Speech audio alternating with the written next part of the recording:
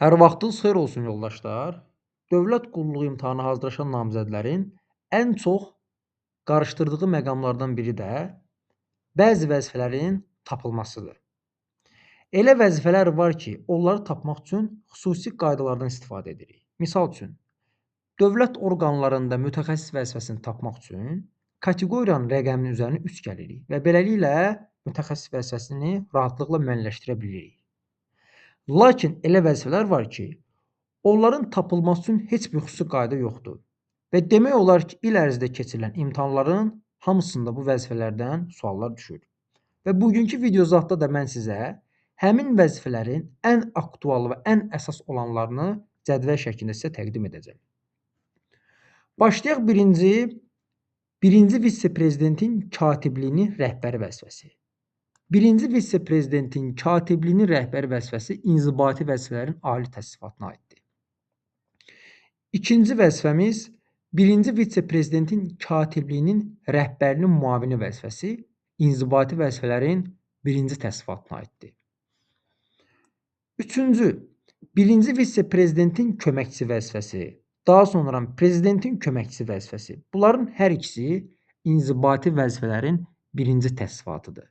Bəzən imtahan iştirakçıları bu iki vəzifə eyni variantda verildikdə prezidentin köməkçisini ali götürür, birinci vitse-prezidentin köməkçisini birinci təsnifat götürür.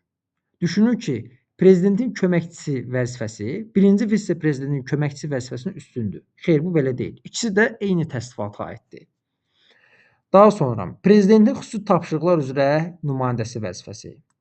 Bu inzibati vəzifələrin birinci təsnifatına aiddir. Deməli, birinci vitse-prezidentin köməkçisi vəzifəsi, prezidentin köməkçisi vəzifəsi, prezidentin xüsusi tapşırıqlar üzrə nümayəndəsi vəzifəsi, birinci vitse-prezidentin katibi rəhbərinin müavini vəzifəsi, bunlar inzibati vəzifələrin birinci təsnifatına aiddir.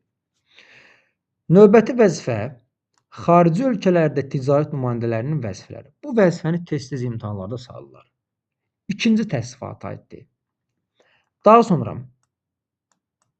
prezident administrasiyası rəhbərinin köməkçisi vəzifəsi inzibati vəzifələrin ikinci təsnifatına aiddir. Bunu da tez-tez imtahana salırlar. Burada diqqətli olaq. 8-ci. Prezidentin xüsusi nümayəndəsi və müavini vəzifəsi.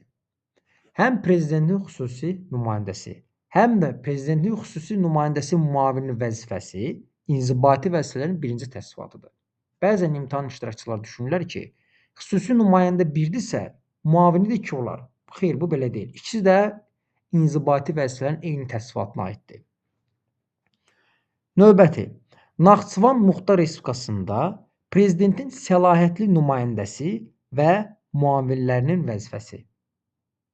Bunu da tez-tez imtahana salırlar. Burada diqqətli olaq. 25-ci ildə keçirilən imtahanı 2 dəfə düşüb bu. Deməli, prezidentin səlahiyyətli nümayəndəsi, daha doğrusu, prezidentin səlahiyyətli nümayəndəsi və müavinləri birinci təsnifatdır. Naxçıvan Muxtar Respublikası Ali Məclisinin sədrinin müşaviri vəzifəsi ikinci təsnifatdır. Növbəti, Milli Məclisin sədrinin müavini köməkçisi üçüncü təsnifatdır. Baş nazirin müavini köməkçisi vəzifəsi üçüncü təsnifatdır. 12-cini də tez-tez imtahana salırlar. Həm 12-cini, həm də 11-cini. Həm Milli Məclisin sədrinin müavini köməkçisi, həm də baş nazirin müavini köməkçisi vəzifəsi üçüncü təsnifata aiddir. Bunu necə yadda saxlaya bilərik? Baxın, Milli Məclisin rəhbəri sədridir. Nazirlər Kabinetinin də rəhbəri baş nazirdir. Hər iki rəhbərin müavinlərinin köməkçisi üçüncü təsnifatdır. Bunu bir mənalı olaraq yadda saxlayın. Daha sonra Naxçıvan Muxtar Respublikası Ali Məclisi sədrinin köməkçisi ikinci təsnifat. Prezident administrasiyasının rəhbərinin köməkçisi. Bu 2 dəfə gedib. Bu yuxarıda da var idi. Ona görə bu üstündən xətt çəkə bilərsiniz. Az öncə demişdim, ikinci təsnifata aiddir. Daha sonra baş nazirin müşaviri köməkçisi ikinci təsnifatdır. Baş nazirin müavininin köməkçisi 3-dürsə, baş nazirin köməkçisi də 2 olar. Yəni baş nazirin köməkçisi müavinin köməkçisindən bir pillə üstün ola bilər. Daha sonra Konstitusiya Məhkəməsi sədrinin müşaviri, köməkçisi. O da ikinci təsdiqat. Daha sonra Ali Məhkəmənin sədrinin müşaviri və köməkçisi. O da ikinci təsdiqat. Baxın, bunları bir yerdə yadda saxlamaq olar.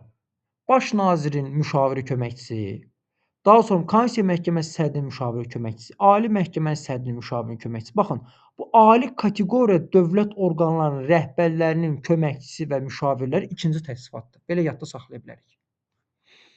Daha sonra Naxçıvan Muxtar Respublikası Ali Məclisi sədrinin müşaviri və köməkçisi ikinci təsdiqat. Amma burada diqqətli olun, Naxçıvan Ali Məclisi birinci kateqoriyadır artıq. Birinci kateqoriya olmağına baxmayaraq, onun da rəhbərinin, sədrinin müşaviri köməkçisi ikinci təsdiqatdır. Daha sonra Naxçıvan Muxtar Respublikası Bakı şəhərində daimi nümayəndəliyinin rəhbərinin müavini vəzifəsi. Bunu da çox sallar imtahana, tez-tez düşür imtahanda. 4-cü təsnifata aiddir. Bunu ən çox nə ilə qarışdırırlar? 18 ilə 13-ü qarışdırırlar. Daha doğrusu 18 ilə 9-u qarışdırırlar. Yəni 18 ilə 9 tez-tez səhv salınır yerləri. Misal üçün, Naxçıvan Muxtar Respublikası Bakı şəhərində daimi nümayəndəliyin rəhbərinin müavini yazanda bəzən iştirakçılar onu bir kimi götürür. Naxçıvan Muxtar Respublikasında prezident səlahiyyətli nümayəndəsi və müavini vəzifəsindən qarışdırırlar. Yəni, Naxçıvana aid olanları ayrıca bir yerə yığıb əzbərləyə bilərsiniz. Və bu vəzifələr demək olar ki, hər imtahanda düşür və bunların xüsusi tapılma bir qaydası yoxdur.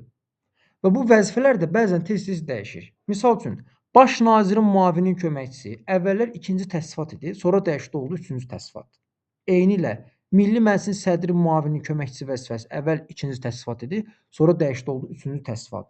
Yəni bunları Konstitusiya Məhkəməsinin mütəxəssis tapılması qaydası kimi bunu tapmaq olmur. Yaxud da İqtisadiyyat Nazirliyində bölmə rəhbəri müavini tapmaq üçün kateqoriyanın üzərinə 2 gəlirik və 4-cü təsnifat olaraq müəyyənləşdiririk. Amma bu burada etmək olmur. Ona görə bu cədvəldə yazılan bütün vəzifələri siz əzbər bilməlisiniz və əmin ola bilərsiniz ki, imtahanlarda da qarşınıza çıxacaq.